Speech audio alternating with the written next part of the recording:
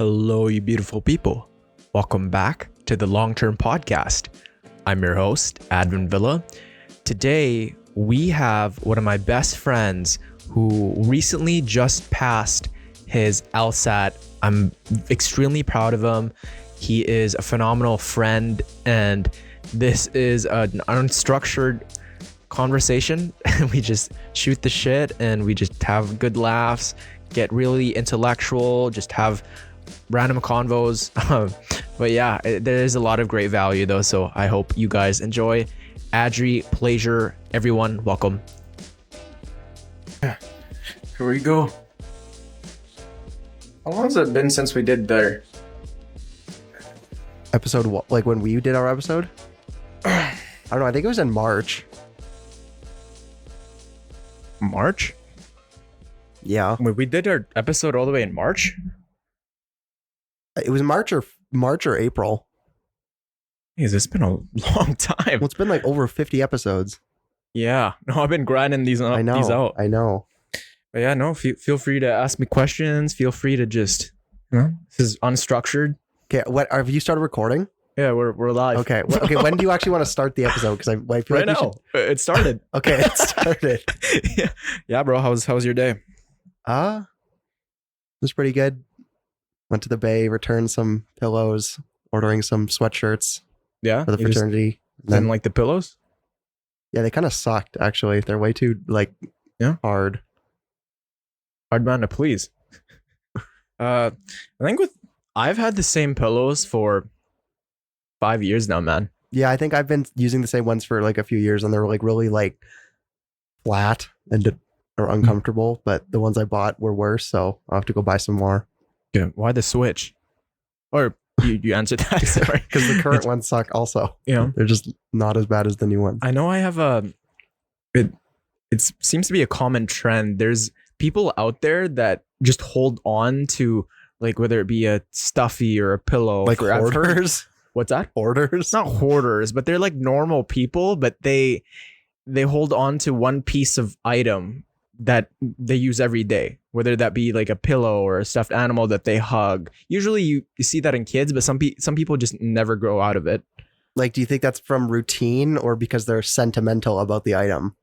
It could be both. I think a lot of people create this narrative that they can't live without insert X stuffed Drugs animal. and alcohol. What's that? Drugs and alcohol. Drugs and alcohol. Yeah. A lot of people do have that, which I'm actually 469 days alcohol free. Congratulations. Thank you. That's awesome. 349 days weed free and 659 vape free. And this is coming from a guy that was a vape god. I was, man. I was doing all sorts of stuff. Vaping in class. Vaping in class, yes. But, do you remember how much people vaped in class? Like, it was... Yeah. Like, I feel like teachers saw it all the time, but just didn't, like, because if they said anything, then they would have to suspend the student, and that's like a big pain in the ass. But I feel like the teachers didn't really care that much, so unless you were being like really like egregious with it, nobody, like, the teachers just didn't say anything. Now that we have friends that are teachers, I just picture them like having like a 16-year-old in their class. You're like a 23-year-old teacher. Are you really gonna go like beef with your 17-year-old student, like, because you saw them like go like this, like just for a second? Like, whenever the teacher left, I would have this like V8, those big boxes that would just puff so much cloud. Yeah, people don't really rip box mods anymore. That was like a real like grade 9, 10 thing. Now it's disposables. I don't know. I've been out of it for literally almost 2 years, or no, past 2 years. I'm at 659 days. Almost 2 years. Almost 2 years. Almost 2 years. But yeah, let's talk about your LSAT, man. Yeah, congratulations. I'm proud of you, bro. Yeah, thank you. Yeah. I wrote it, I guess what would have been like 6 weeks ago or something like that. Mm-hmm. And it went pretty well. So what's that like? It's like a reading comp test, like the ones we did in high school a lot. Like, there's 3 different types of sections. One is just like straight up like reading comp, like literally exactly the same as the ones we did in high school, where you just like get like a passage that's like a page or 2 pages long, and then you just answer questions on it, and you do that a few times. Then there's one where it's kind of like talking about like arguments. Like it'll give you like a short passage, like a paragraph that's like an argument. That's just anything. It could be like chimpanzees are the best like of the like animal because this reason. And then you'll answer questions on it. Like this person's argument would be supported by the fact that other people agree that chimpanzees are the best, or like this person's argument would be hurt by the fact that studies have shown people hate chimpanzee. Like it just like there's no prior knowledge required. It's just like based on what you read in that moment. So how do you study for that? You just practice types of questions. There's no like learning prior knowledge. Like it's not like you need to like know anything about the law or know anything about like science or literature or math or anything like that. It's just purely like practicing the type of questions, as opposed to like, so you could just do them quicker and kind of know a bit more like how they function and like how they work. But there's no like, you don't study for it in the traditional sense. Also, before we keep going, I totally forgot one element. That's the lights. But good thing it's bright still. Much better, hey? Much better. Much better. Nice soft dim lighting. Yeah, it's nice. But why do you want to get into law?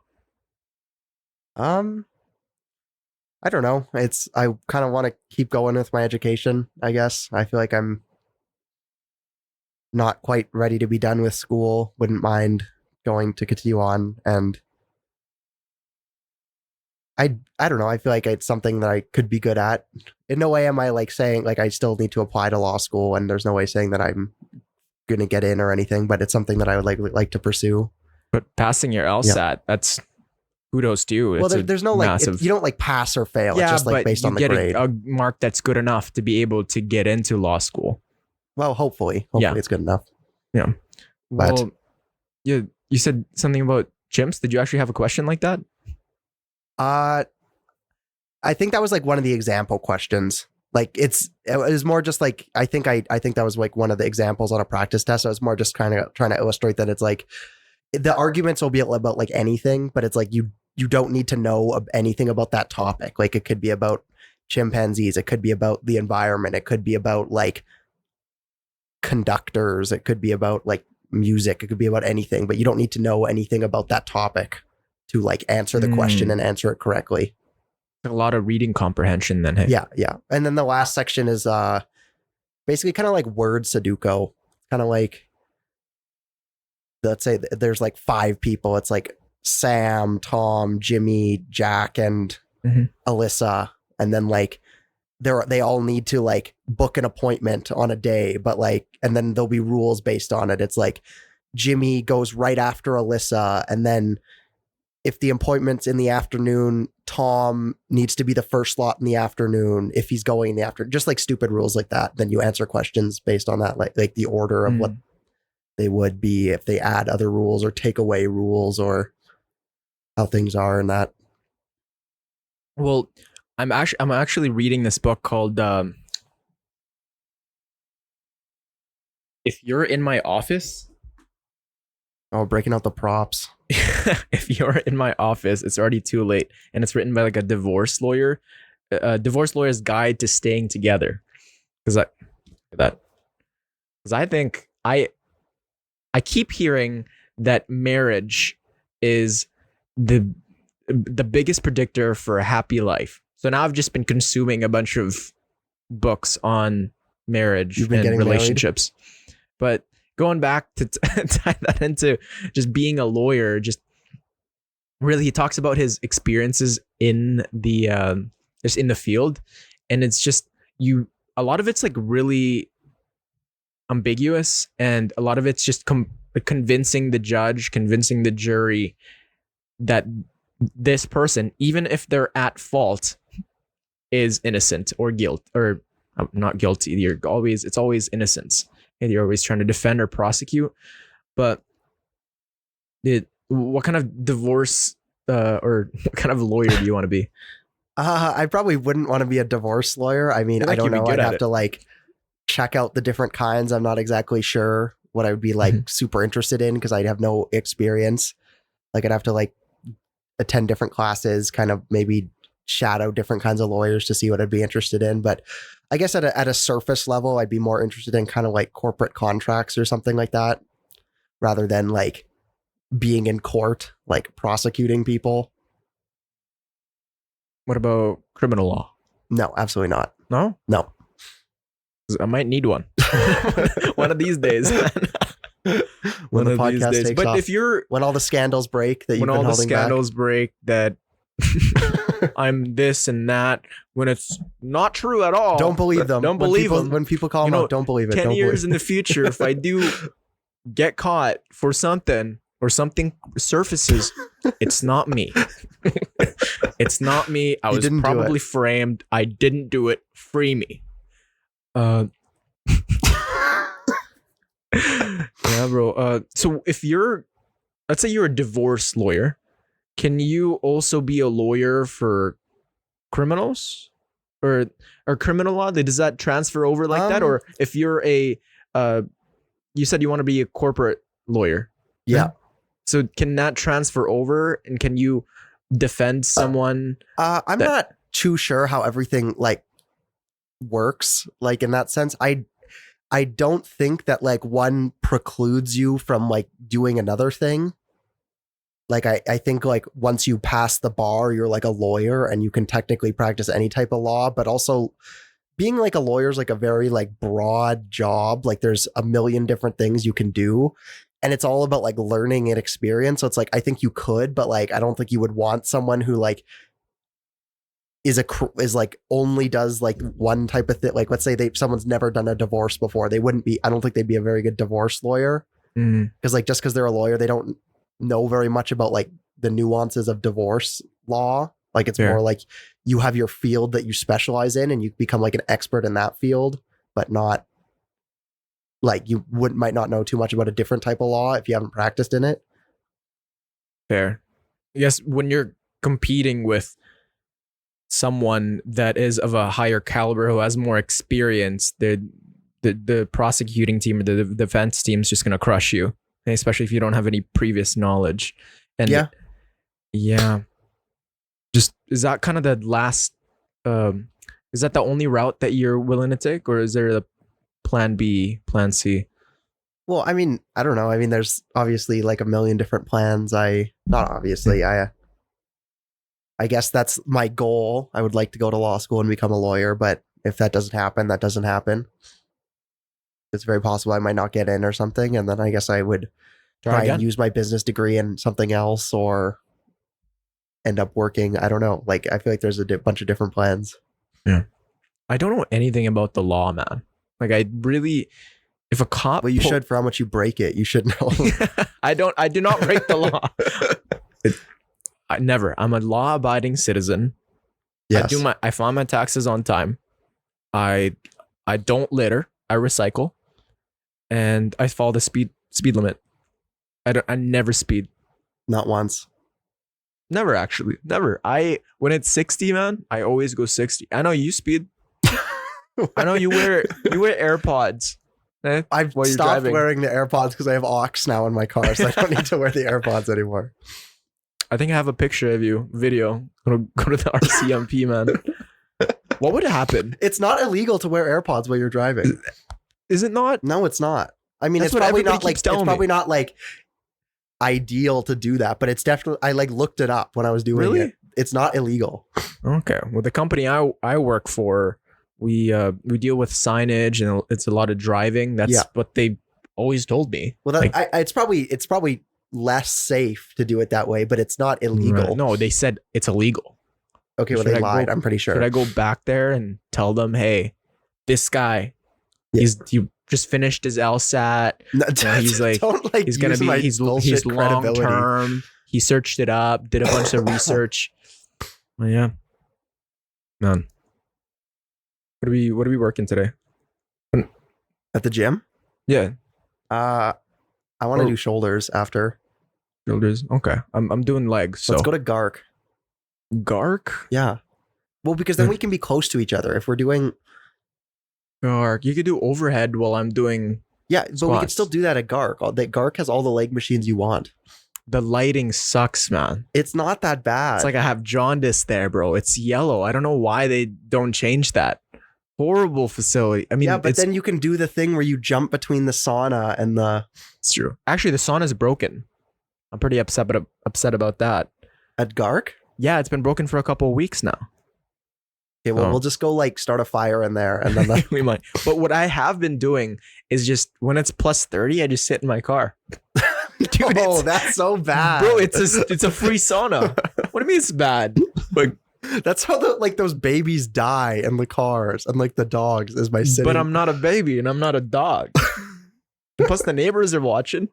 So They'll no, just dude, come outside and find you dead in your car. Yeah, I got home yesterday from Walmart, and yeah, I'm like, the sauna's broken. I wanted to use the sauna, and it's plus 30 outside, scorching. So I just sat in my car, and I'm drenched, man. I'm looking around, and I must have looked like psycho, hey? I think you can buy like personal saunas. Yeah, you can. Like you could buy one for your backyard. Yeah. And then what you could do is then like especially when it's like minus 30 outside, you could go in the sauna and then like go lay in the snow and then go back in the sauna. That's a good idea. Some contrast therapy. That's what it is. Man, we got to do that again. Good stuff. Yeah, that was euphoric. I was telling that. you. I enjoyed that more than I thought I would doing Yeah. because I actually I hate the sauna, but Dude, being in the sauna and then going in like the cold shower, that was kind of fun. the dopamine, man. That's freedom. That's another route to freedom. It's cardio, heat and cold exposure. Because it Reading. dopamine blasts you. Dude, it blasts me, man. It I does. thought you were about like reducing dopamine or like managing dopamine. But it's cold shower has been shown in many studies where it actually doesn't give you a trough. So it gives you a big boost, but But you don't you don't after? get that come down. And like a lot of other activities, even running, and running wouldn't be a good example. Well, listening to music, you listen to enough of it, you get that big boost, and then you just get that trough. But I think I've explained this to Adri many times. There's this book called Dopamine Nation, and essentially for all of you listening and watching, amazing book, phenomenal book.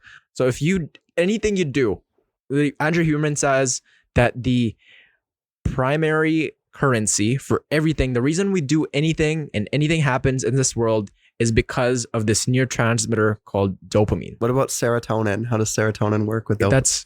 Man, I've learned so much about all this and I still can't give you a clear answer. Okay. All I know is that serotonin's more about mood regulation and balance, and it's produced in your gut 90% of the time. I'm no expert, but I do know how to manage my dopamine.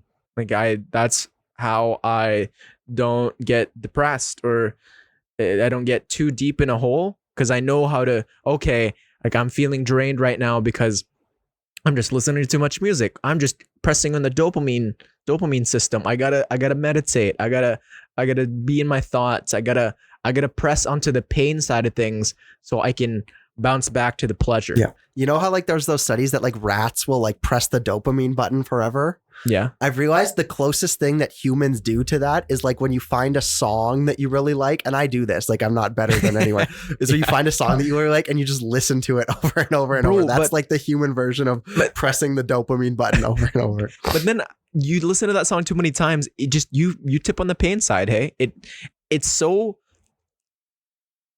makes so much sense explaining the pain and pleasure balance in everyday life is like songs. That'd be an example. Is you listen to a song 10, 20 times, you get that peak and then that trough. Oh, it gets old and then you just feel depleted.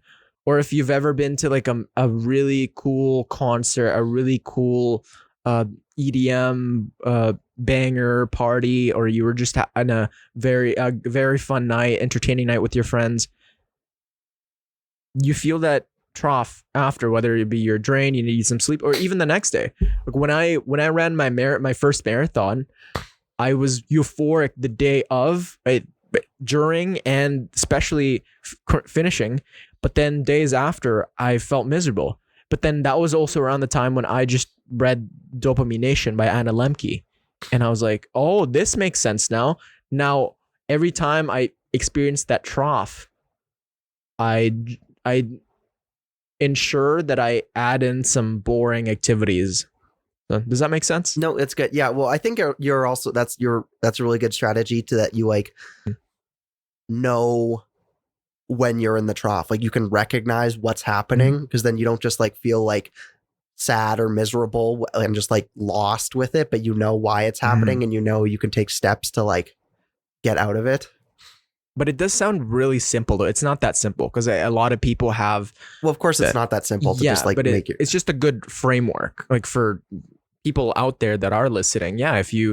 If you have 3 screens and all you do is play video games and you just tip on the pain and the pleasure side of things, of course you're going to be miserable because you just keep draining your dopamine. Conserve some, maybe get some more sleep, some meditation, hit the gym with Adri, talk to Adri. That'll put you in the pain side of things.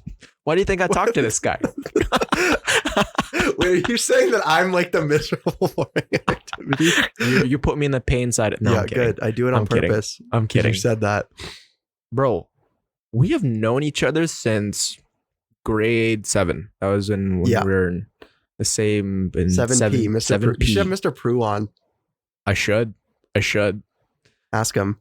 I just might. Because you already had Mr. Boyne, our other teacher from grade 7, from 7P. See if I can find him. I've been trying, man. I'm just sliding in people's DMs and I just go and talk to people. You have been call out everyone who said no right now. Give me a list of every name. Yeah, this person, No, I don't call people out. No, we would never do that. Never name. I don't even know. He's never told me any names of people. Never. Yeah, it's been a journey, bro. I've just been approaching people. Hey, you want to come on the podcast? You want to talk about this topic? And yeah, that's just reps, man. And there's a lot of rejection, and a lot of people don't get that. A lot of people don't like rejection, and whether it be platonic relationships or whether it be romantic relationships, or when they're asking people a favor, lots of people just don't ask. But I say, bro, that's a part of life. No, it's tough to deal with because it's like, especially when to be in a place to get rejected, you've already done something difficult. Like you've already like put yourself out there, whether it's like a platonic friend asking to hang out, asking someone out on a date romantically, asking someone for a favor or something. You've already like you've done the hard part of like putting yourself out there. You put them in a position of power to decide something for you. So then if they say no, then like it's kind of like learned that, oh, I shouldn't do that again. Because it's like you went out on a limb, you were in a position where you're nervous, and then they said no to you, and that hurt. Like that, like I totally understand the. Yeah, but you got to keep exposing yourself to it, because I know you're not a good example because you're a person that has, like, I've seen you grow, man. We've been friends a long time. Thank God for that one class where the seat got moved and I was sitting. Why did the seat get moved? Because someone sat in my seat. And so I sat beside you, but I've seen you grow to be such from a person that was, you're an entirely different person now, but you were less confident. You didn't know how to carry yourself as well, but now you have exposed yourself to all these facets of life, and you never backed down from a challenge. You always found a solution, right? And I think it's fascinating to see, kind of even with our friendship too. It's just grown beautifully, and I learn something from you every single time we interact, man. It's phenomenal. I'm thankful. But have you always been that type of person to, when you meet a problem, to present it as because you never back down from it. You find something that you don't like and you try to change it. Yeah, I guess it's not so much that I like, if there's a problem or something that needs to get solved or whatever, it's not so much that I like go out looking for those things. Like, it's not like I really go out looking to challenge myself in ways, but it's also kind of just like, excuse me, sorry, that I don't just it just has to get done. Like it's not an option to not fix it. Because it's like kind of in even a way like an anxiety thing. Like it's like I can't give up on this thing or run away from it. It's kind of just like this problem has been presented. The only way forward is to deal with it. Like there's no, like I don't view it. There's literally no other option. Like there's not another option to avoid it. Is that always the case? Where did you realize that? Was that taught to you? Because bro, it's crazy to me how that mentality though is, you may think it's just normal, but it's not normal. That type of mentality is rare because majority of people get presented with a problem and they run away from it. That's why you see the obesity rates. That's why you see just a lot of problems that get propagated, and a lot of people end up going through their entire lives and they regret a lot of things. I guess I just view it as like it'd be way more difficult for me to like avoid the problem and feel bad about it than to just like deal with it. I think the pain of regret is so much more immense. Yeah. You ever think of that? No, definitely. Yeah, regret is one of the. I've been meaning to read this book, but I've been hearing about it all the time. I just need to get to my long list of books I need to read. But it's just, there's a nurse who worked at a hospice for like many decades, and she wrote a book on the top 5 regrets people have when they're deathbeds. And like one of them is, I wish I took more risk. Yeah. I wish I spent more time with my friends and family. I wish I worked less. And I think, forget the other two, but it's just that when you're in your deathbed, okay, that seems to be a common thought for people to have. Now, a person that's had all these decades, maybe even a century of being alive, they come to that conclusion. And I think they've made a distinction too, where the people that are on their deathbeds, there's no, it doesn't really matter which class they are, which race. It's all very similar. I think we all come to the same conclusion in the end. But I'm just worried that I'll didn't do enough. You know what I mean? Yeah, but everyone has that worry. Like, yeah. I doubt that there's ever been a person who was fully 100% like on their deathbed who was 100% fully satisfied with every single thing they did. Like every single person has some sort of regret in their life of a thing that they did or didn't do or something. I've been working on accepting that. Yeah, well, every single person will make many mistakes throughout their life.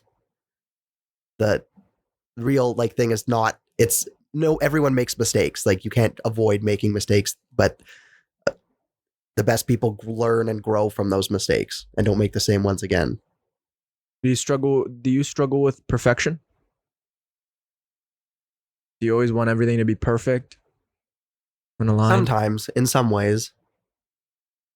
Like that's so subjective though. Like what does perfect really mean? I don't know. I guess sometimes I might have high expectations of other things. Like sometimes I can get easily disappointed if things aren't how I want them. So that's something I try to work on, is being more accepting of the world around me. Yeah. That like everything's not going to be kind of how I want it to be. Me too. I always think too that if everything was perfect, then what would be the point? It'd be kind of boring. Yeah, it'd be kind of boring. I think uncertainty ties into it too, because the day is uncertain and the next moment anything could happen.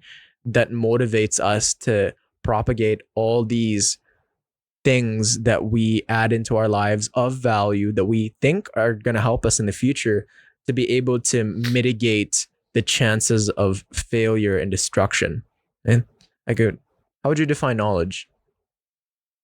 How would I define knowledge? Yeah. Oh, I don't know. Like information that people have. I don't know how to. You know, I was listening to one. I was just curious as to what you would say, but the person that got asked that in this one podcast I was listening to, he said he got asked that question, and he said that it's being able to predict the future based on knowledge in the present or the past. Yeah. But even then there's history, but then learning about history, what's the point of it? The point is to learn that and make sure that the pattern, the mistake or whatever success is, the mistake doesn't get repeated and the pattern of success is repeated. Does that make sense? Yeah. Yeah, man. Intellectuals. Some intellectual talk. Bro, what was your first impression of me?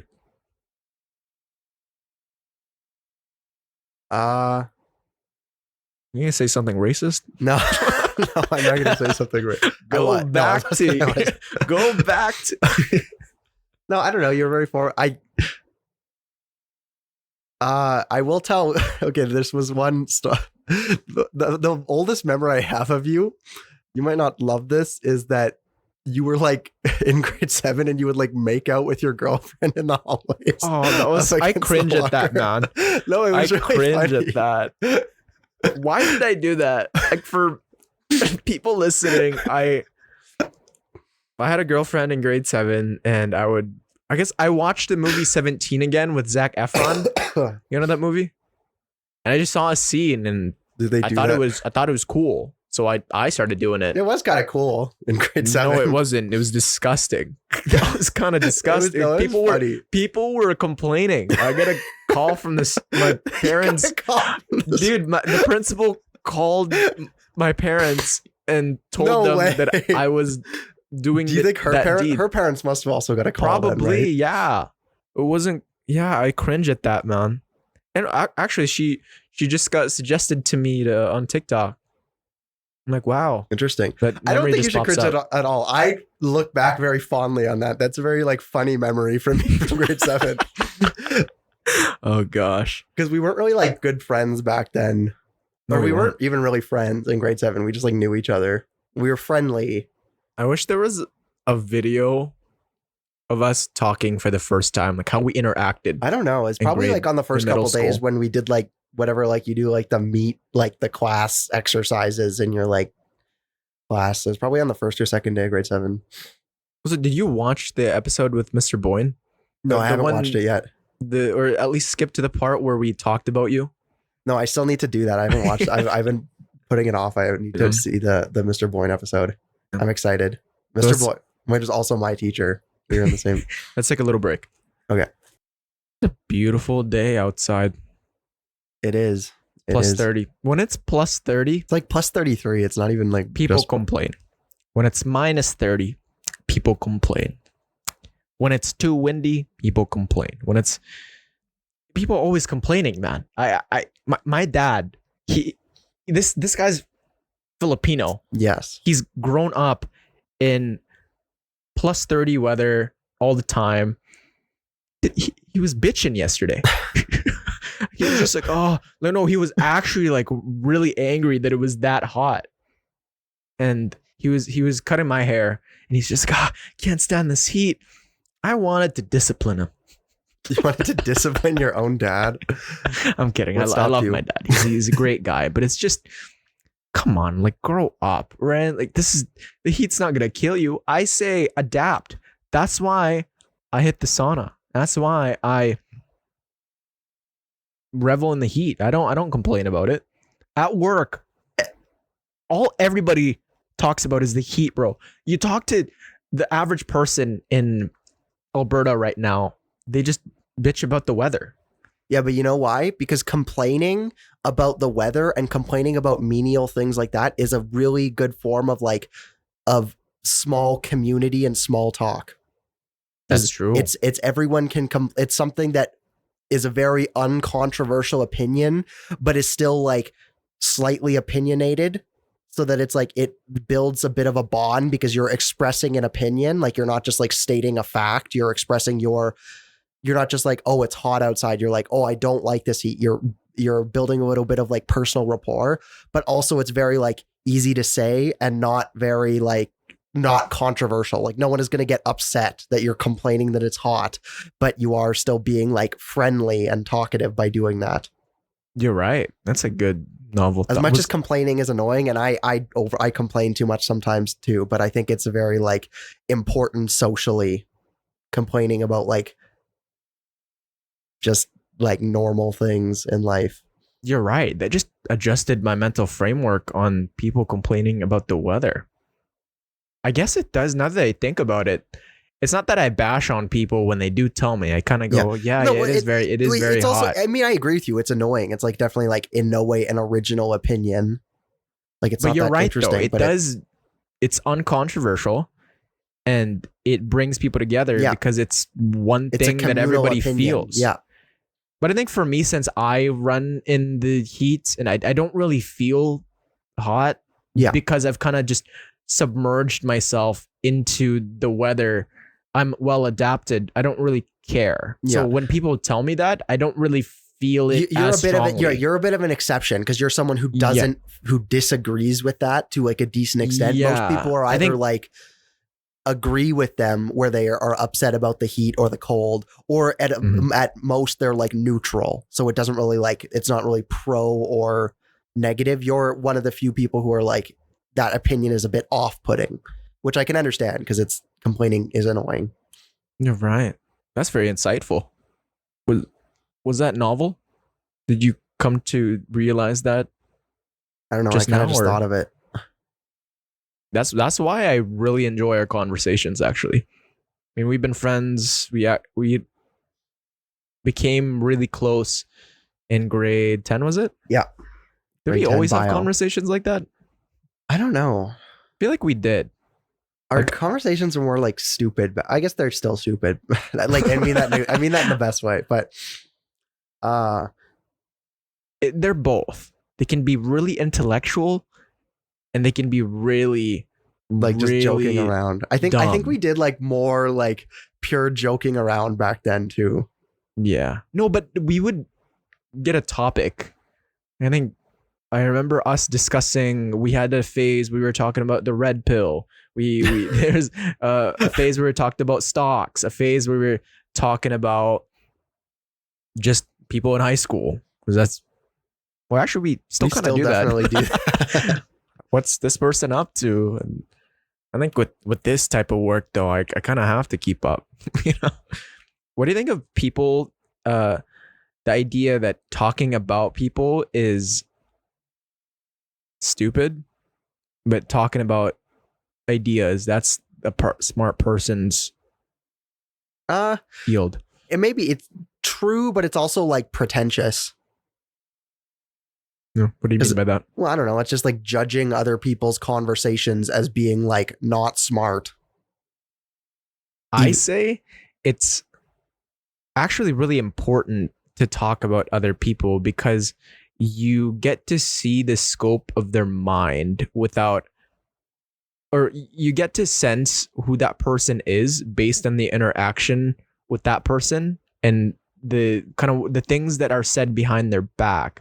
Because you talk to Mr. Jolly and you talk to everyone that Mr. Jolly's taught, and everybody just loves Mr. Jolly. Everybody is super, they look up to Mr. Jolly and he's done a lot of good. Yeah. Versus when you talk to certain teachers that aren't good and they don't make the students feel the best, then you do get a better picture of someone that isn't just from talking to them. Yeah. You get to see other people's opinions on this person. And then if you can, you agree with those opinions or you disagree with those opinions, kind of all together forms an idea of who this person is and how you view them.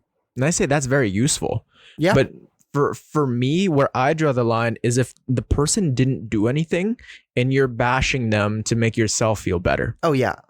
That's where I'm like, oh, of course. Okay. Well, I'm not in any way like shit talking people behind their back is bad. Yeah. But it's only acceptable if they did something that goes against your values, that they did something to you or a friend. That's where I kind of would make an exception and have to make many exceptions. No, I'm kidding. It's peace, love, and positivity I try to stay away from that toxicity, but sometimes you just can't. It drags you back in. Yeah, it drags you back. But yeah, bro. So what are you gonna work out today? Legs. Legs, I'm gonna hit some squats, some lunges. lunges. See, it's been the same thing over and over for how many years I've been working out? 8, 9 years now, man. You started the whole working out trend at our school. You were like the first admin. For those you don't know, admin was the first person in our grade to start working out, or at least like noticeably. Like I'm sure some people had gone to the gym, but you started the entire trend of like all the guys working out at our school. And it's been so long, and I've been just really consistent. Then, yeah, I really don't know why I stayed consistent with it. I think it's because I was actually good at it. I found something I was good at, and people were giving me the attention. Like for me in high school, I really cared about being popular. I still kind of do. I still want to be well liked. I just now I want to be popular now for my own opinions. Like for who I am. But like in high school, you want to be popular for you rather than you are willing to fill the role of the popular person, like in high school. Yeah. Like I was willing to say certain things because that's what people expected me to say. You know? What about you? Did you do that for people? I feel like you're always a person. Sometimes your beliefs is always just. That's why I really, from the very start, you were always skeptical with anything that I said. You never put me on a pedestal just because I went to parties or just because, like, our friendship, we were always. Well, that's not a good way to have a friendship where one party just like you blindly go with what the other person says. And I hope you check everything that I say. A lot of people do that. I think a lot of people just agree with the person because they don't want tension. Yeah. Well, I do that sometimes with people who I like don't want to like have a conversation with. Yeah. Like sometimes people at work or something might say something I disagree with, but I'm not going to like get into it with them because I just don't want to. But with my close friends, I'm much more comfortable to be like, no, I disagree with you there. That's why for the longest time, I was always kind of, it's not that I was scared, but every time I'd present an idea to you, I'd have to be on guard. A little bit. Okay, well, I'm sorry. I didn't mean to. I'm sorry if I like put tension into. No. But it's a good thing because I think it's a great way to have a friendship. Even Jack does it. Jack, yeah, he's the same as you. I appreciate you guys being friends because I've been telling you guys about each other for literally years. I love Jack, but he's the same way where an idea is presented. If he doesn't agree with it, he will back his own opinion up. Yeah, and he will tell me he doesn't agree with it. And he's telling me about your arguments with each other. And it's just, I think that's the way it should be, where you have a debate with someone and you can either reach a point where, okay, one person is wrong, one person's right, or reach a focal point, common ground. And that's just, a lot of people don't have that. A lot of people just go with what the other person says blindly, and that's so dangerous. And I see society in that direction where they just want to feel a part of something, and so they will just insert person from the left and they just automatically believe everything of what their idol says, or insert person from the right and they just automatically believe everything. And you could predict what they believe in based on just their political belief. You know what I mean? Because for me now, I agree with people on the left. Some of them on the left, I agree with some opinions on the right. And then I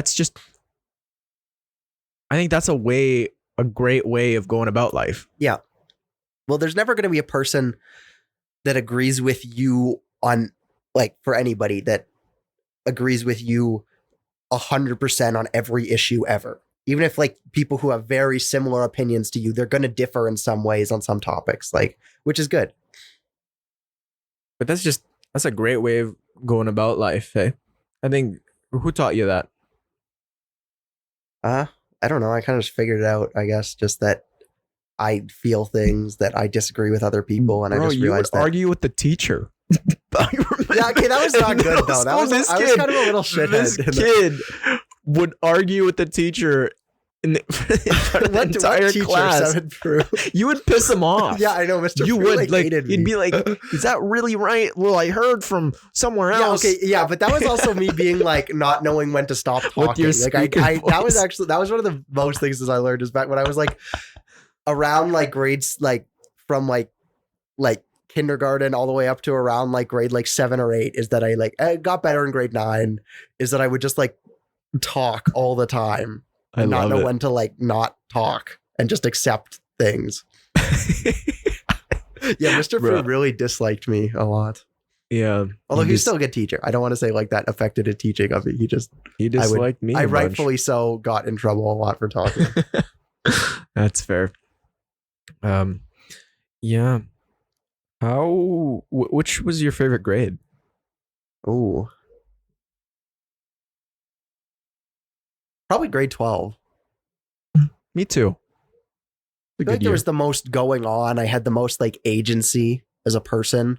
I also don't have too many memories from like kindergarten, like especially like the elementary school and stuff. But I don't know, being a kid, in my opinion, is kind of just boring. So like the more you got to do as you got older, like as a teenager, like, and I was in more sports and stuff, or like football, not multiple sports, just one sport, but just, yeah, there's just more things to do. I had better relationships with my friends. You had the most growth in grade 12. I remember you used to not abide by kind of the trendy style. And you were like, oh, why do these guys wear this and this? And then you started wearing it. You adapted. But I think the mental framework I definitely was like more judgmental of other people. Not super judgmental, but I like learned to like accept other people more. I feel like near the end of high school, just the same with me. I think a lot of people are like that though. Yeah. Well, you just learn to like as you get older, you just learn that other people are different. Other people feel different things, and there's different reasons why they don't act the same as you. A lot of people that do not learn that get weeded out, and they're the ones that don't get far in life. It seems to be a common trend. Give me a name. I'm gonna just drop some names. I noticed that the people that aren't understanding of others, that are, whenever I've approached them, maybe it's just me. Maybe it's just me, but it seems to be the same narrative when other people approach them as well. When I ask around, people talk and they say, oh, that Adri guy, yeah, he's just a bit tense, a little bit judgy. He's like, be on guard around him. So a lot of people don't approach that person, and there's less opportunities. If you are a person that is unapproachable, there's just less job opportunities, less friendship, more mental health issues, because you're not increasing the chances of meeting other people because you're constantly just looking for ways to be better than other people. I don't know what it is. Maybe you're just like the people that I have interacted with that are on guard, that they it seems like they want to feel better by showcasing themselves as this person that you should look up to. You know what I mean? It's not a friend interaction. Yeah.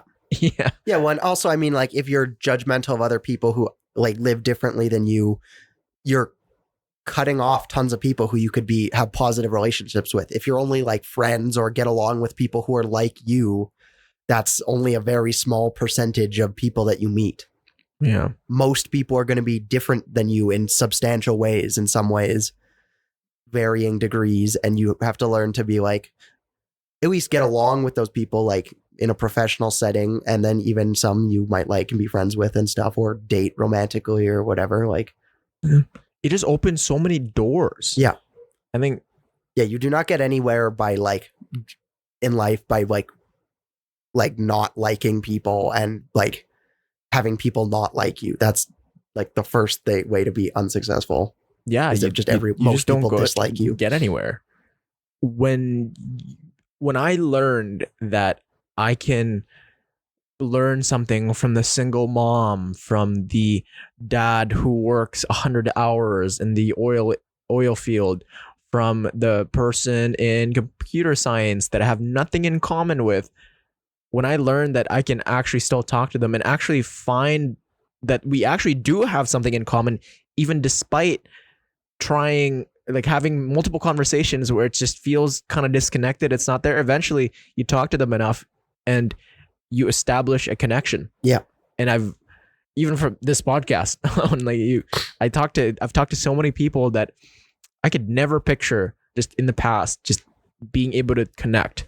Now there's that common ground that they have something. Well, even going back to like episodes, like earlier episodes, like the improvement you've shown in like how you're able to get the guests to open up and just be more like friendly and ask questions like back to you and stuff like that. Like your improvement from this just, and you've already always been a very social person. Like you mentioned that, well, sometimes I think that people, you're just naturally like lead social situations.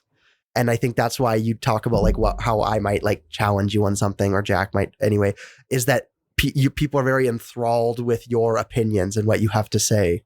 So people don't really like, they're just like, oh yeah, Advin, yeah, like for sure. Like that's I totally why agree I with you. appreciate you guys, because people just, you always just like naturally draw people to you and they just want to go along with what you say. Yeah. So when people question me, that's where I'm taken aback and I go, okay, you actually had the courage You're to like, you question. motherfucker, how dare you question? Yeah, no, exactly.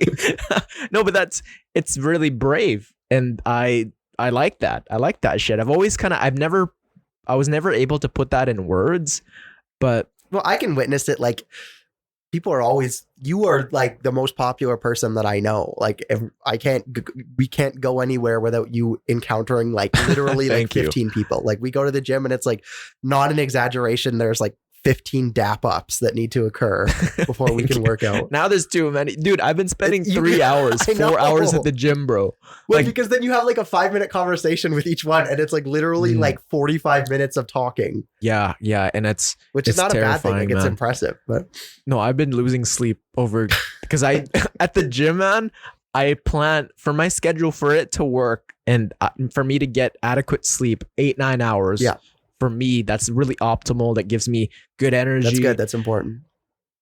I go to the gym at like 6 and I'm okay. I'll be done. I'll be home by 8. But I'm home at 10. Bro, that's this entire month and all of last month. That was the case.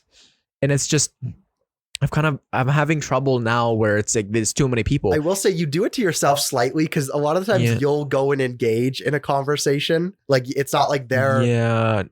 No, but I don't want to seem like an asshole. No, of course. Of course you because I've done that. If I just change my behavior, that's not me. Like I just can't help myself. I'm really curious to know what everyone's doing.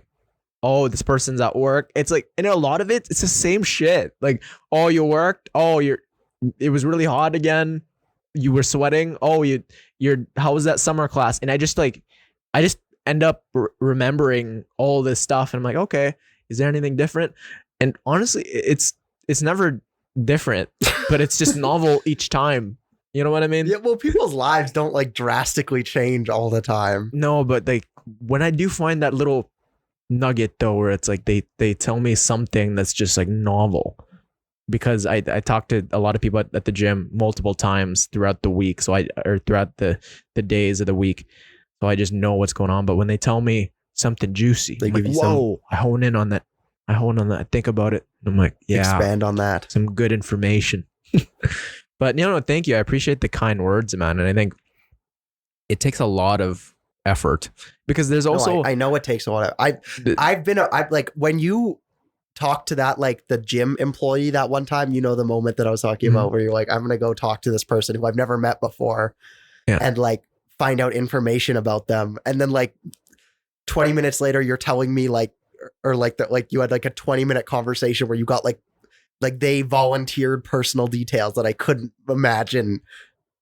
Well, I like to talk about personable stuff. Like when, like I like to just drop. I know, but not of, everyone's like that. People are very like guarded about their I personal don't know things. why though. I That's why feel like people- it's so freeing. It's so freeing. I think because I know you dislike the small talk, but it's people's defense mechanism. Like the oh, I went to work. That's a very like, and I fucking do hate this. small talk, man. I know you hate small talk, but it serves a purpose. Like it's people are very uncomfortable diving or some people are scared to dive straight into like personal talks.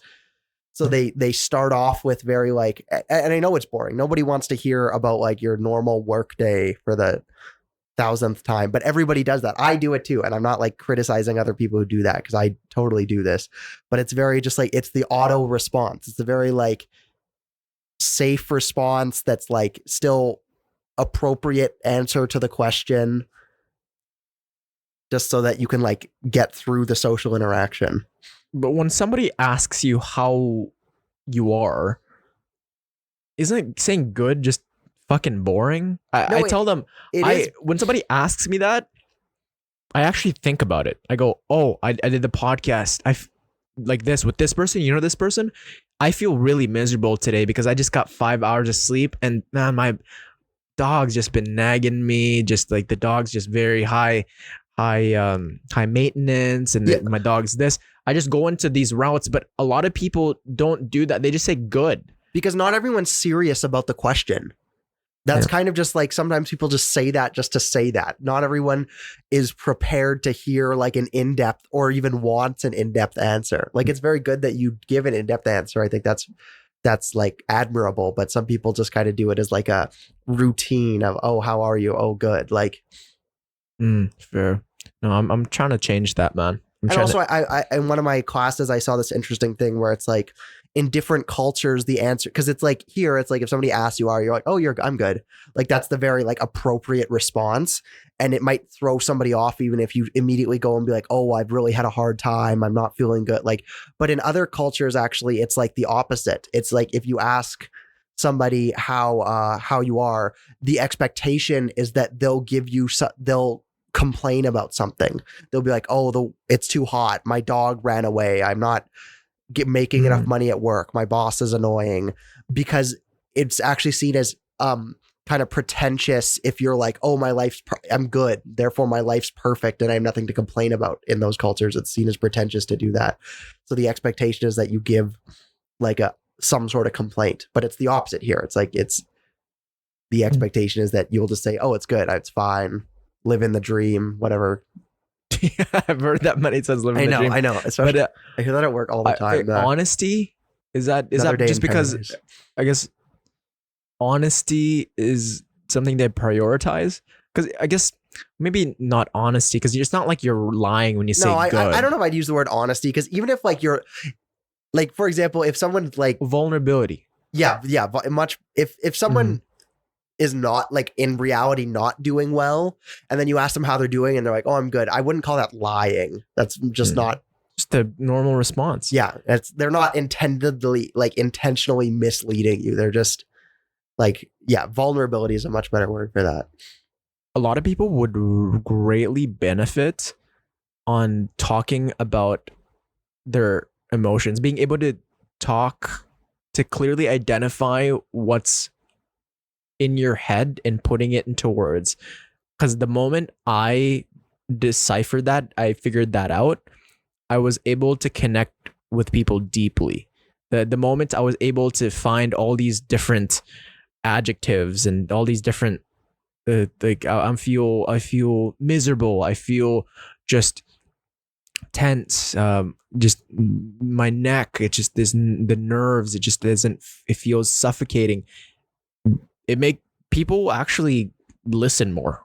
I find from my experiences, and I think maybe that's just my culture too. I think we're also very vulnerable with each other. Well, it's people are very like mirror what they see. Like most people like you, so but it's, even if they like you, it's difficult to deepen the level of emotional vulnerability.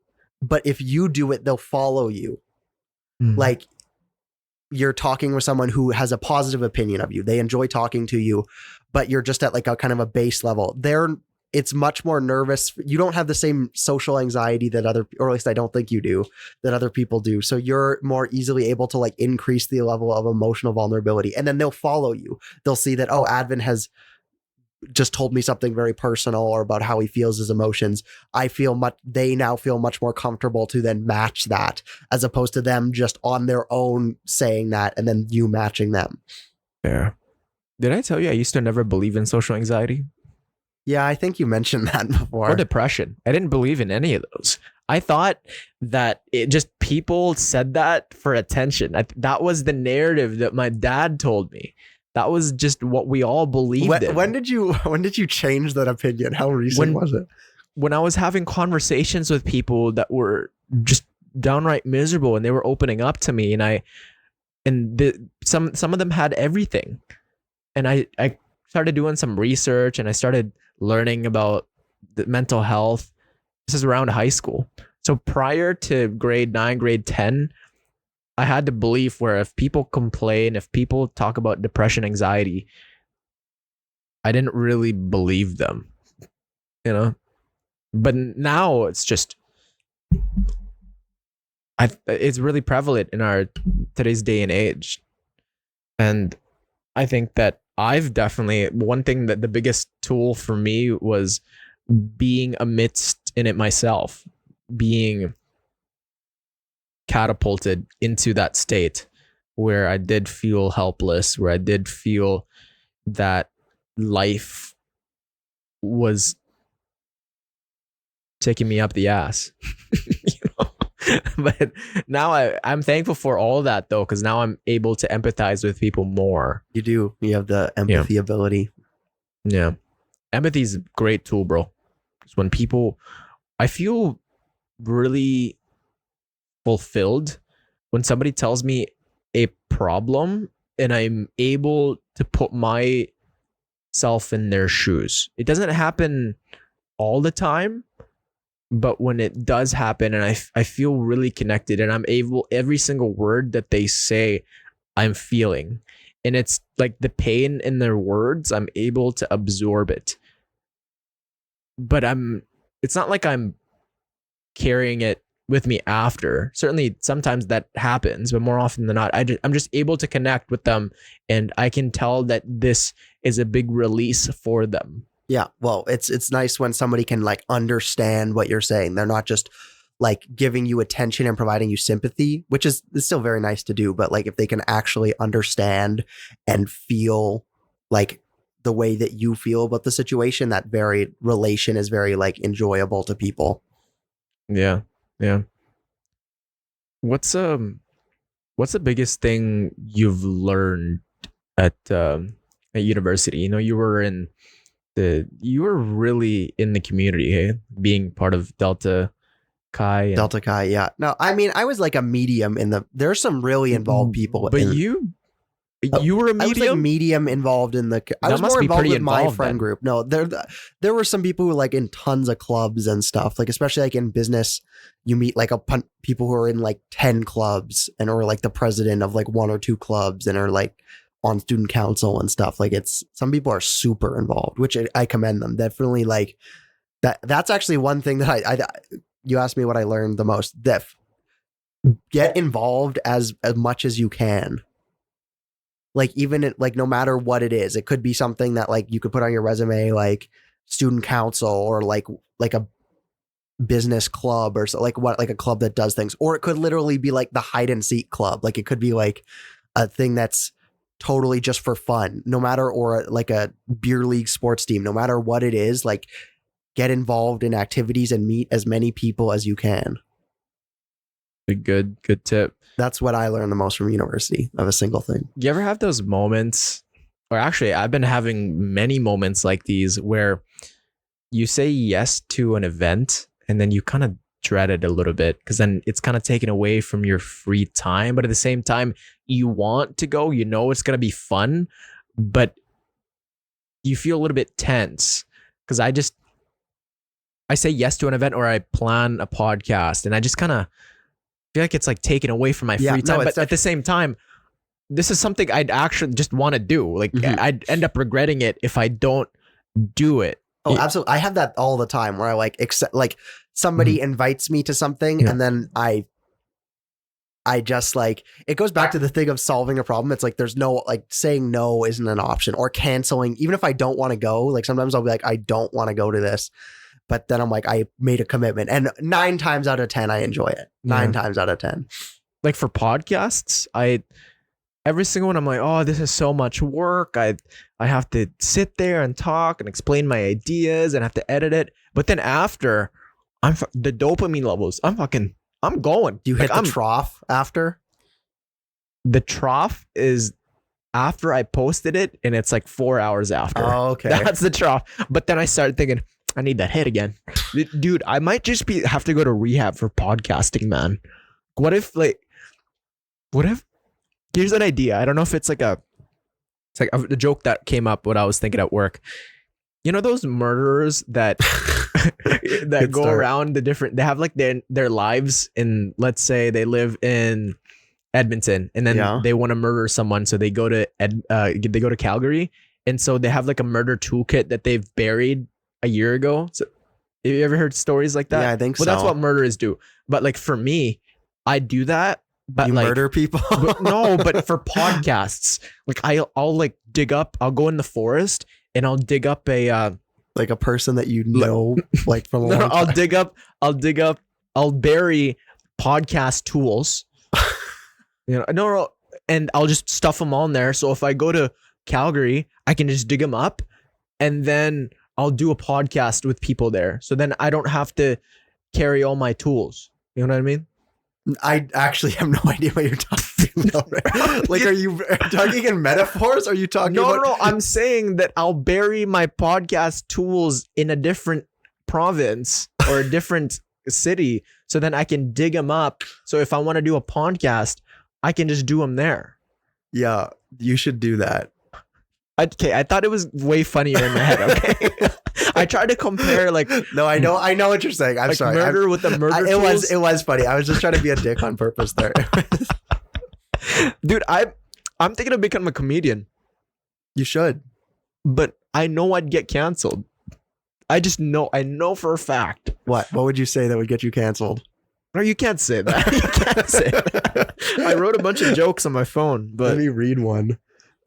Bro, you and I should go to a stand-up. You and I can't do stand-up, dude. I feel like you'd be good at it. No, I think I can like.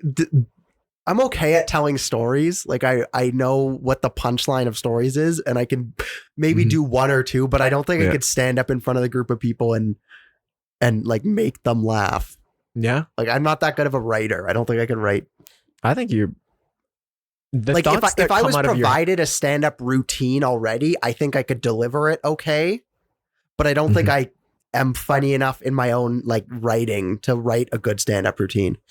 It's all just reps, man. It's all mindset. Like the more time you put into it, of course you're gonna be better. It's just how all things work, bro. Well, you can. I guess I would. I don't know. It's just passion. If you did it, maybe I would do it. Like if we should go one time. Just one time, try it out. I mean, I don't drink now, but I know that's like really prevalent. And the comedy clubs have like a 2-drink minimum, right? Yeah, comedy clubs. Although you also can do that with food. You just have to order stuff. Like, it doesn't have to be alcohol. I've actually never been to a comedy club. I really, how much I like stand up, like I watch it on like YouTube and stuff. I really want to go. I've invited you like a couple of times, I think, and I think you said you had to work. Yeah, I had free tickets. Oh yeah, you did. Funny. Yeah. No, yeah. I did. I'm pretty sure I had to work that day. I would have accepted it otherwise. Yeah. Is it valid for me to get mad when people say no because they have work, even though I asked them 2 weeks before? I just in my head I go, why don't you just cancel? I mean, well, I don't know. It's work is. I think that with you, when I ask you and you tell me you have work, I'm like, why isn't this guy just cancel it? It's 2 weeks in advance. 3 weeks. Okay, sometimes 3 weeks. Yeah. I don't know. It's because everyone has work is the ultimate like, and I'm not saying I did this with you because I actually did have work, but it's the ultimate like get out of doing something excuse, right? Because you can't challenge somebody who has work. Well, you can't. You just have to put up with it. Yeah. And I don't know. I mean, it's also because it's hard to ask somebody to call off a shift for an event.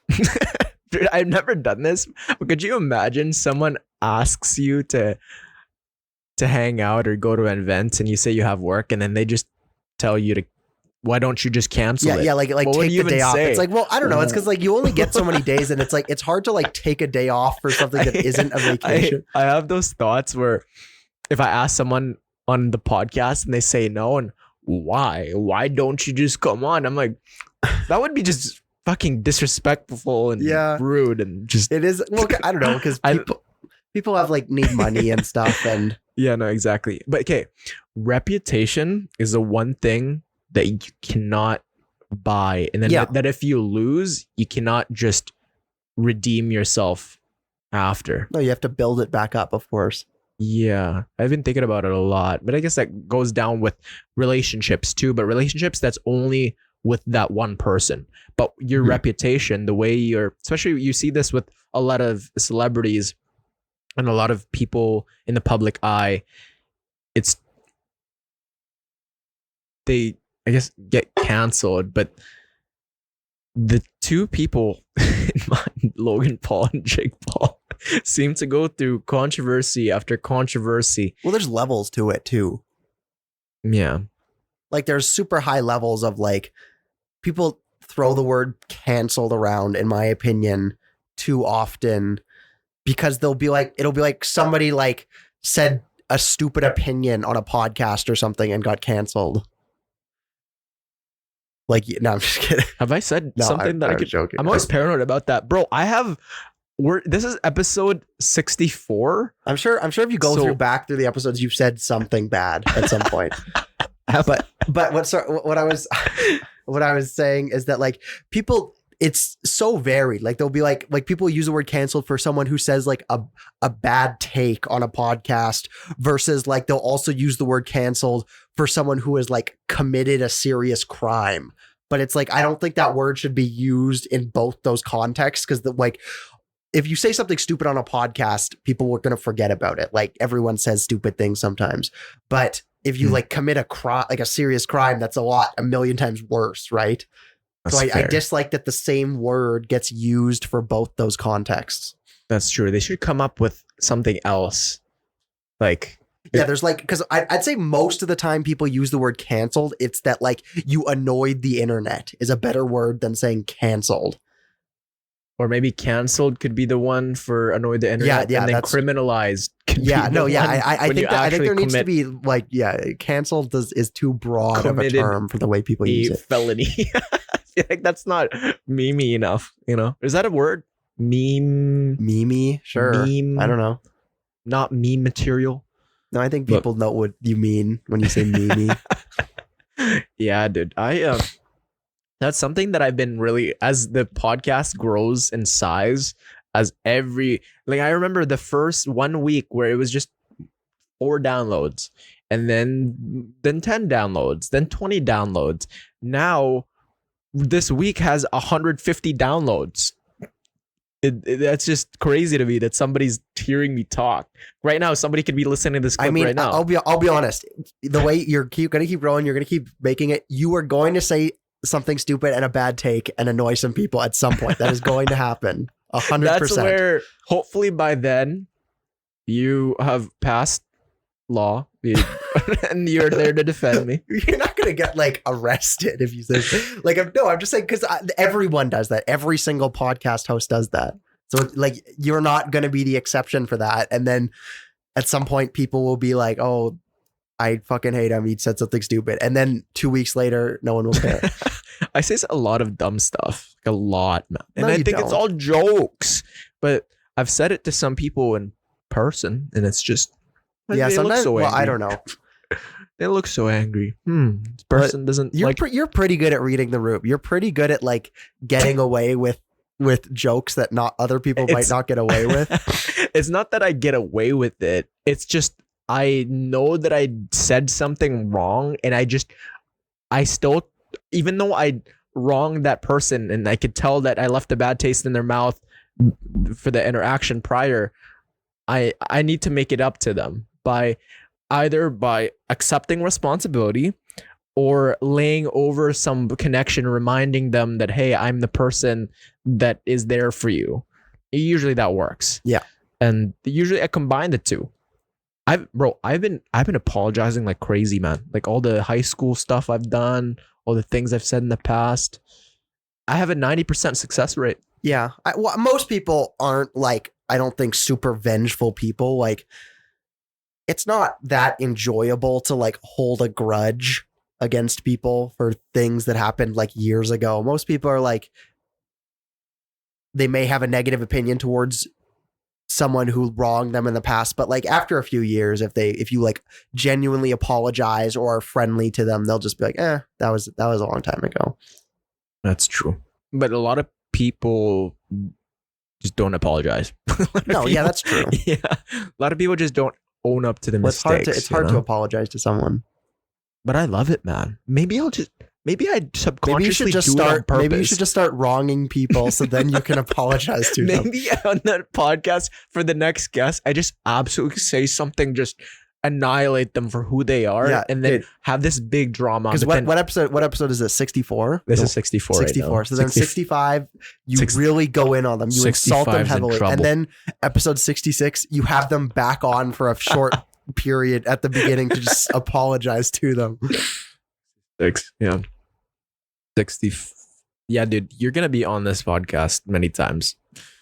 I'm excited. You don't move to another province, man, or something. I will find actually, if you do, because you said that, I'm leaving now. Like, if you do, I will find you. I'll just find a way. I've been working on a You'll video just show camera. up with your buried podcast kit like kidnap me and force me to be on the podcast. But then I thought about it. Why do I need to bury it? Because then I think I'd have an addiction by then, and people would be telling me not to podcast. That's the joke. Okay. I don't.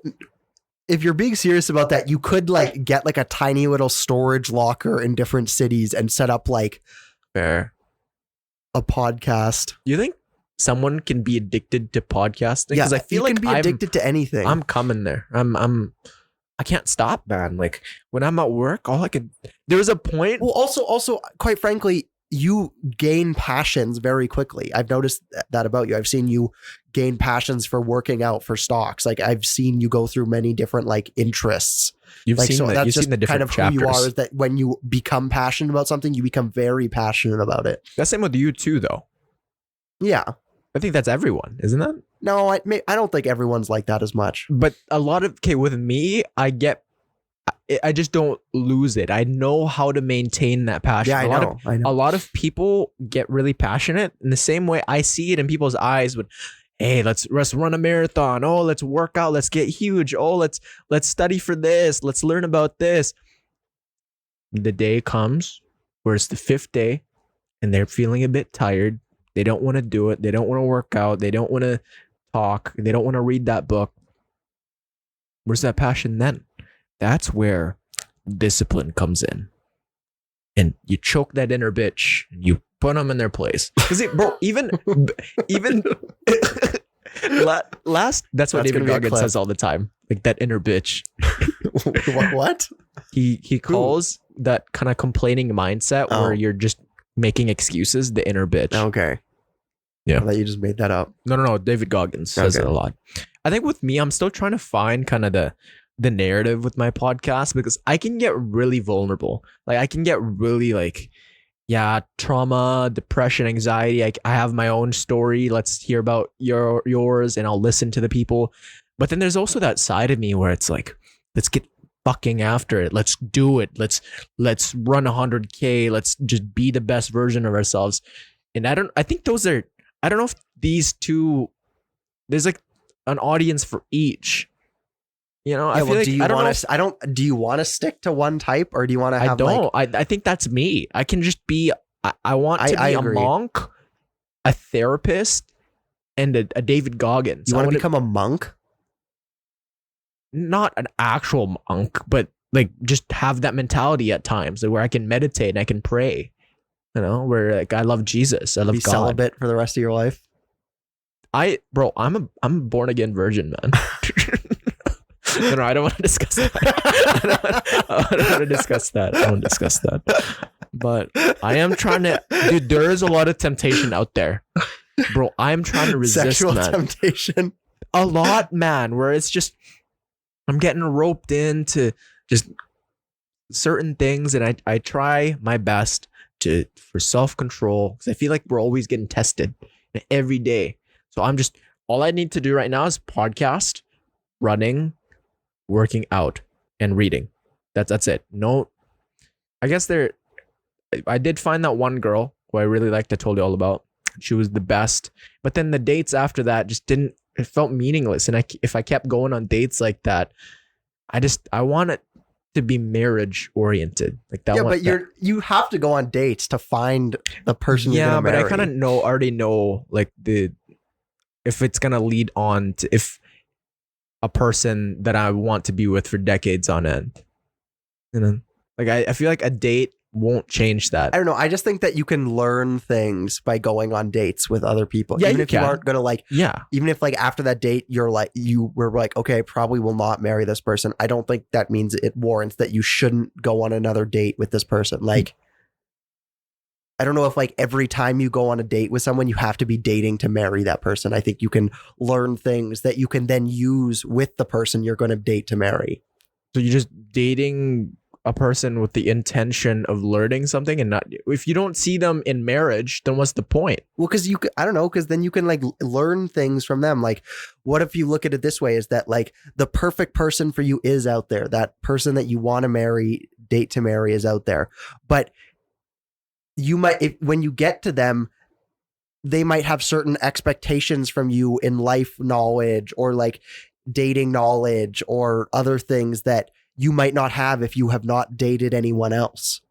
Like you might not have the experience and knowledge that you need to then actually marry that person, that you need to be with them as a partner. That's fair. But then you're just training your brain to view these people. You're just using them. No, you're not using them. I disagree. That I think that's, I get, okay, maybe you are using them, but do you think that they're dating you with the intention of 100% marrying you? That's probably why not. you establish that before going in the date. I mean, it's going to be rare, but so you say before the date that you're like, I want to get married to them. That'd be pretty upfront, but you'd indirectly kind of in the conversation, you'd have to be able to see the way I see it before I jump on the date. And usually I try to kind of do my homework and I try to check off the boxes. But if it's a girl that runs marathons, then it's just like, I'm hooked, man. There's this girl that I met recently and she was into marathons. Have you told me? Do I know about this person? Yes. Okay. Yeah. The recent one. That was Yeah. I guess it's pretty recent. Yes. Okay. Yeah. And then she had a boyfriend. So yeah, it's just, my dream is to be just able to run with your partner, with my partner, right? And then go to church after or before or both. During a treadmill at church. Bro, that's a great idea. No, it's not a great idea. A sermon? No, because you're supposed to like at church. Aren't you supposed to like focus on what you're hearing? That's a bad idea. I feel like if you're running at church, there's going to be people who are like zoned out because they're tired. True. Also, I might ask the priest to come on the pod. Like which priest? I forget his name, but he's the one that goes to OPH. Father something. He's a really cool guy. Was he the one that was like our priest at ABJ? I think so, yeah. Okay, yeah, he was looks cool like guy. Mr. A. What? He reminds me of Mr. Aloisio. Oh, yeah. Yeah, he does look like Mr. Yeah. I have Mr. Aloisio on. If only I had contact with people, man. I'm trying to expand. I guess it is hard to contact. It's hard the teachers. I want Sonia Sells, bro. I really want her to come on the podcast, and I feel like I see everybody knows Sonia. Yeah, everyone in Short Park does know. Yeah. Was it you that told me there were talks that she spends $1 million in advertisement? I don't think that was me who told you. I heard that. Probably. It makes sense. I believe it. She's on like 1 million different billboards. Her car's wrapped. It's smart though. Maybe I Yeah. should copy her. What if I just painted my Are you car gonna get with at like my the face on long-term it? podcast billboards around Sherwood Park? Bro, imagine I wonder how much a man. billboard costs. But I don't know if that'd be worth it. What? Like, let's say I wouldn't be making any money off of it because she has a real estate business. Mine's just the pod. I guess.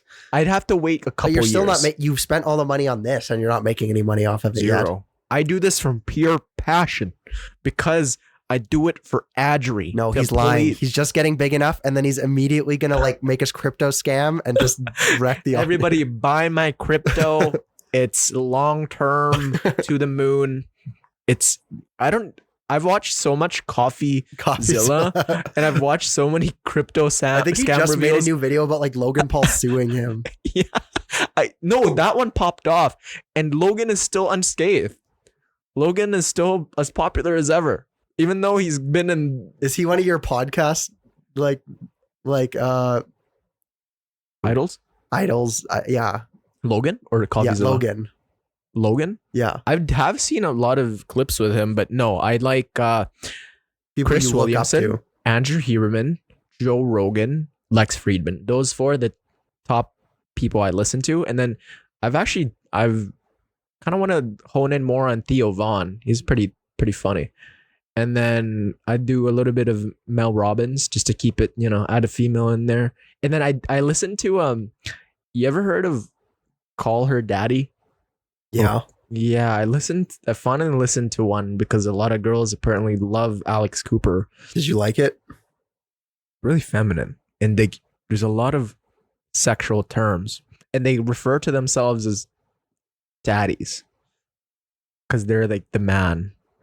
And apparently with Alex Cooper, she had the way she started and the way she amassed all this audience was this belief that women are in charge and that they can have multiple partners and kind of this really promiscuous lifestyle. But all that time for I don't know if it's the majority of it, but for a portion of it, she had actually had a relationship. So she was saying all these things about, you should be the person in charge and you should be a woman of your... Wait, so was she saying that she wants to be in charge or she was actually promoting that you should have like polyamory? Not polyamory, but just the short-term encounters, short-term relationships. Okay, so she wasn't promoting being in so she wasn't promoting having multiple relationships. It was just having like hookups and stuff. Yeah, did I use that term right? Promiscuous? Yeah. So I was just confused. It's just, but then she got married and now she's got a husband. But I think this, I don't know if those are conflicting. I don't know. Like, it doesn't sound like she was like bashing monogamy. It just sounds like she was also. This is a person I don't know much about her. Okay. I've just heard. I guess that. I know who she is, but I don't really know anything about the podcast. Give out my. I just heard of that where that is the premise of her podcast, but so she's still very successful at it. Yeah, I don't know. I mean, that's good. I mean, there's a lot of like male podcasts like that where like alpha male podcasts or whatever, where they're like men are the best and you need to be a man and folks. So I think it's okay to have like I'm just saying the opposite kind of end of the spectrum. I'm just saying where it's you align with an idea and you gotta what you say should align with how you live your life, because she was saying how, you need to be a woman. Okay. So you think she was being a bit of a hypocrite? Yes. Okay. Yes. But then again, I don't know much about it. Okay. But that's also what I'm worried about is, sure, I'm going to say all the stuff that I believe in being long-term.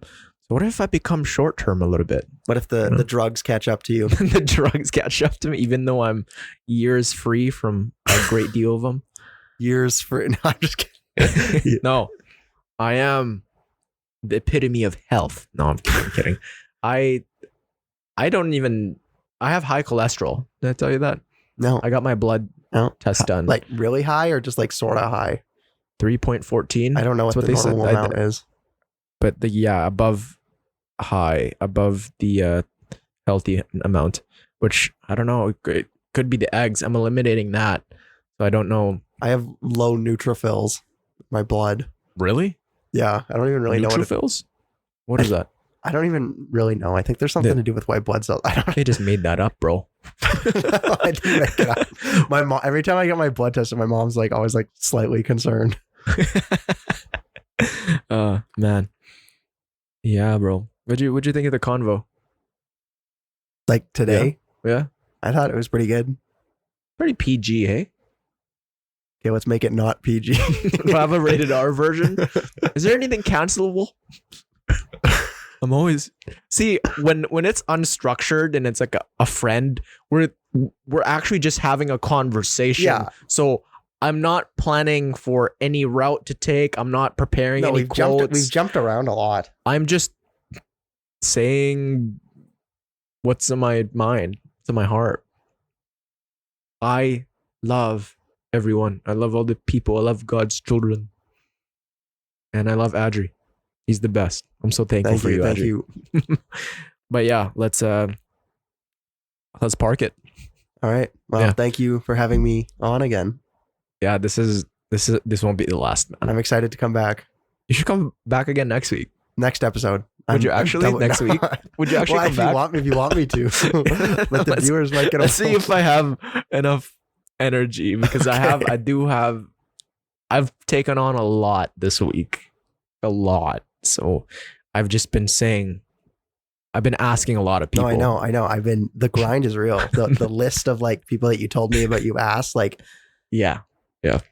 But yeah, I'm so thankful for you as a friend, man. I look up to you, and I'm really excited for what the future has to offer. Congratulations on the LSAT. Thank you. And you are wine. For those of you guys that don't know what that means, when you are wine, that's just not a compliment. That is just life itself calling out that you are capable of so much more. When I say you're wine, that's not a compliment. It's more than that. It's just, I know I don't say that about the normal person, because you see Adri here every year. He's just building and building and just getting better with each passing day, to the point where, it's just going to be too expensive for a lot of you ladies. Well, thank you. I appreciate it. Yeah, no, but I appreciate you, man. Yeah. And as always, for all of you listening and watching, there is a place for you in this chaotic world. Never lose hope. Strengthen your faith and keep it long term. Peace.